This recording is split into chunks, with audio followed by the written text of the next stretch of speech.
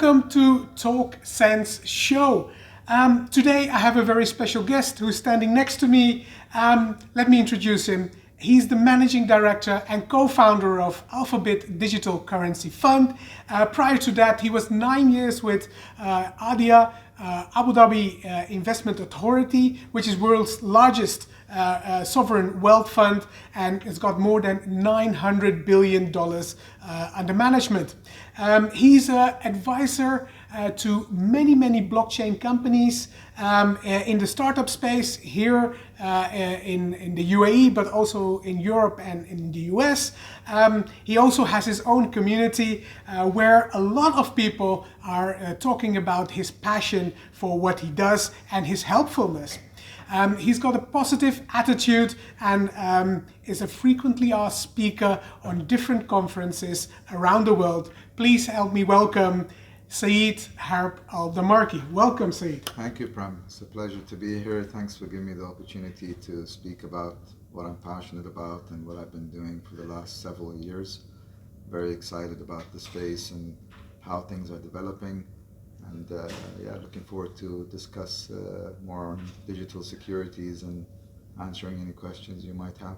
Absolutely. So before I would dive into the digital securities part, you just went on a recent trip to the UK and to Toronto, Canada. How was your trip and what did you see all? Yeah, it was a great trip. It was mainly family time there, but obviously, I have a lot of crypto network and contacts in the UK and Canada, so where I could, I met up with people that I know there and had some interesting conversations and just catch up in general. But it was a good, relaxing time away from the heat here in the UAE. So. Yeah, July, August can be quite a lot of heat out of here. But to come back, the last time I actually saw you spoke was in Abu Dhabi, was in ADGM, where the CFA was having a gathering where you spoke about digital assets. And I felt, personally looking at it, it was like a lion's den because all these CFAs were really giving you tough questions, and I could really see that you were totally composed and really could admire for the fact that you could, very calmly answer their questions. How was it for you? Yeah, I mean, I might have looked composed on the outside, but I was quite nervous on the inside. But after I did the presentation, I was pretty happy with how it went. It was great to introduce people to blockchain, introduce people to cryptocurrency. Most of the audience didn't have much experience with Bitcoin or blockchain, so it was a good opportunity to just increase awareness about blockchain technology and Bitcoin in general in the region. Absolutely. I mean, so many people are still not aware of what it is exactly. But before we will go into different kind of things I've thought of, but first I wanted to talk about digital securities. I mean, you not only look as an advisor to projects, but really invest also into projects. So that gives a big different kind of view, basically, where you put your money in, because knowing that either the project will become a super success or the project can become a flop in a couple of months or years down the line. So looking at what's going on, I remember times talking to you about issuing platforms, because there's this whole ecosystem behind digital securities or tokenization, where you have this issuing platforms like Securitize, like Harbor, like Core Connect or iComply, which all give this possibility to invest into digital securities. Now we're here now in September of 2019, three quarters of the year is gone, but more importantly, where do you see this digital securities market heading? Yeah, I think tokenizing securities, tokenizing assets, I think it's a very major use case for blockchain technology. I think it's still very early stages. The infrastructure is still being developed as we speak. In the UAE, I think there's more to be done on the regulatory side of things. I mean, I know there's a cryptocurrency, crypto asset framework in place in the ADGM, But when it comes to onshore security-related tokenizing assets, tokenizing securities, the framework has to be developed yet by ESCA, which is the onshore regulator. Um, I think it's very exciting to be involved in it at an early stage. There's still a lot of development to come yet. I think the most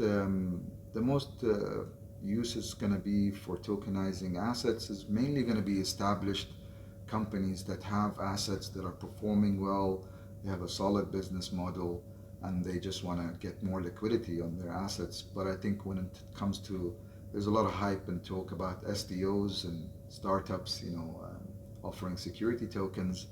I think that's still a long way off yet. I think there's a lot of hype surrounding it at the beginning. I think it's died down a bit now, and now the focus, I think, is with large institutions, large companies, established institutions, even sovereigns tokenizing assets. So, for example, there is a joint venture between DECA4, which is based in Dubai, and the Libyan government to tokenize their assets, which is pretty significant, I think. And there's a lot of developments happening. There's a lot of news coming up. But yeah, I think in general, we're still a way off really realizing the potential and the infrastructure being developed to support tokenizing assets globally and also regionally here in the UAE. But I'm very hopeful on how things will develop. Yeah, absolutely. So usually at a lot of things we look at what's happening in the US because that's usually kind of like the benchmark, or the UK where things are happening.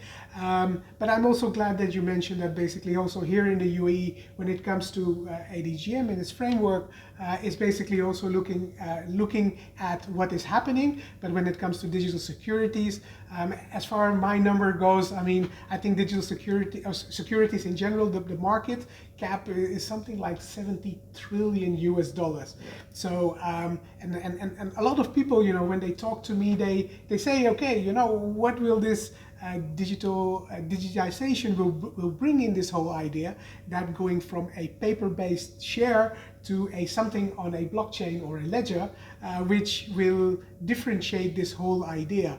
And the whole thing is this: it's about that these middlemen which are there will be taken away, because today if I want to buy any securities, I have to go to a broker, open a broker account, and with them deposit money, and then I can start buying and selling some securities. Yes, I think when it comes to tokenizing assets and digital securities, you'll still need broker dealers to facilitate transactions between issuers and buyers.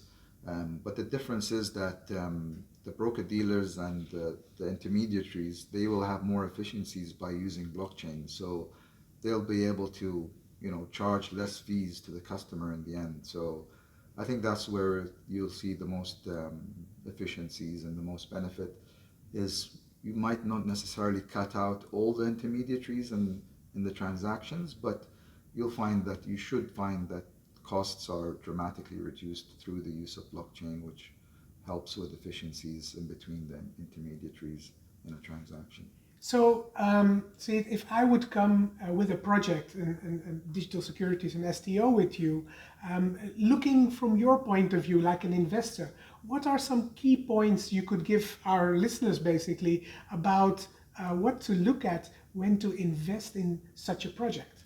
Yeah, I think first and foremost, you have to be ready to lose the money that you invested. It's investing in startups is highly risky. It's not a science of what company is going to be successful or not. You need a bit of luck, you need a lot of hard work, do a lot of research, look into the team, look into the business model. But I feel that like any other startup investment, whether it's a security token or an ICO or an IEO, I think you need to do your homework and just be prepared to that it could end up on the wrong side. And also you need to be patient as well. Sometimes these startups, it takes them several years before they actually deliver on their targets and they actually mature. So with ICOs in the past, maybe like people were making a lot of money in a short time frame, but those days are gone, I think. And now you really have to look into what you're investing in, and you have to be prepared to, understand the risk involved as well. You have to also look at, there's going to be rewards there as well, but ultimately it's just, trying to make as best a decision as possible before you invest, and, you know, try not to leave it to chance on if that investment is going to come good or not, and just go with the ride and give it the time it needs and hope for the best, basically. Got it.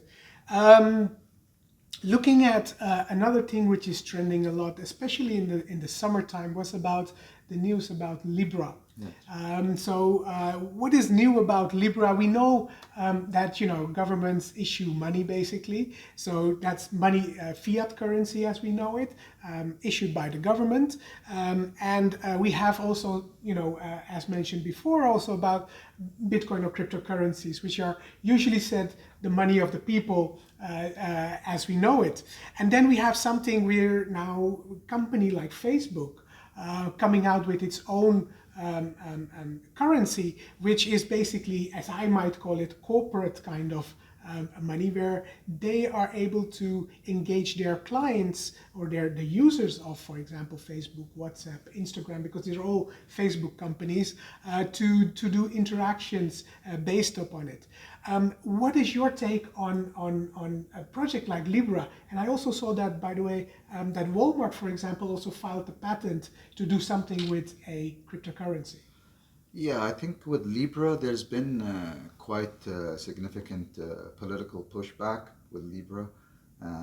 It's mainly the retail banks that are concerned, because if a giant like Facebook with so many millions of users, issues their own cryptocurrency, and most of their users won't need to, send or receive money via a bank, then that's pretty significant, and that's pretty worrying for all these big banks out there. So there's been pretty significant pushback politically. I think they need to be in constant communication with the regulator, the SEC in the US, the Senate, and they need to make sure that legally they're complying with laws, and they have to make sure that the government supports it as well. So I think they've still got a lot of work to do. It's going to take 1 or 2 years, I think, before it's properly launched. But I mean, it's pretty exciting. I mean, it's just another option for people, just like Bitcoin and cryptocurrency is another option for people. Now, Libra is also going to be another option, and probably easy to use, and they trust Facebook. The users of Facebook trust it. They use it all the time, so it'll be easy for them to send and receive transactions. So I think it's good news in general for the market. Some people say that it's going to be bad for Bitcoin and bad for cryptocurrencies, but I think Bitcoin has a unique proposition, and I don't see it affecting Bitcoin negatively. I think indirectly it will benefit cryptocurrencies, and Bitcoin just reinforces that actually, yes, digital payments and cryptocurrency transactions are here to stay, and it validates what the technology's been doing over the past 10 years. Yeah, absolutely. This is something very interesting which is going to happen. Of course, we have to see. And as far the news goes, India is supposed to be the first country where they are going to try to get this Libra project off the ground. How it's going to roll, we all have to see, of course. But of course, the beautiful part of India is that they have a lot of people using WhatsApp or Facebook Messenger. So it's a very good country to start testing it as it goes. Then another thing I wanted to talk to you is actually about central bank digital currencies. So a lot of what it is basically you have fiat currency, but it's now going to be digitized. So obviously, how are you going to transact? And I did some readings, basically that more than 40 central banks around the world are actively looking into this proposition to start having no cash anymore, but really having a wallet where we can have peer-to-peer transaction.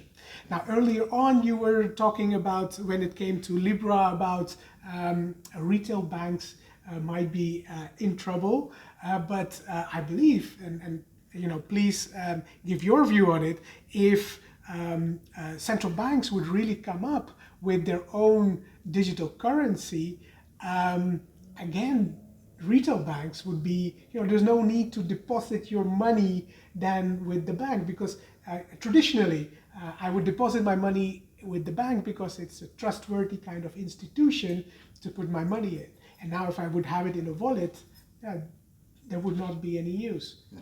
I think the retail banks need to adapt to the challenges that they face with the technology.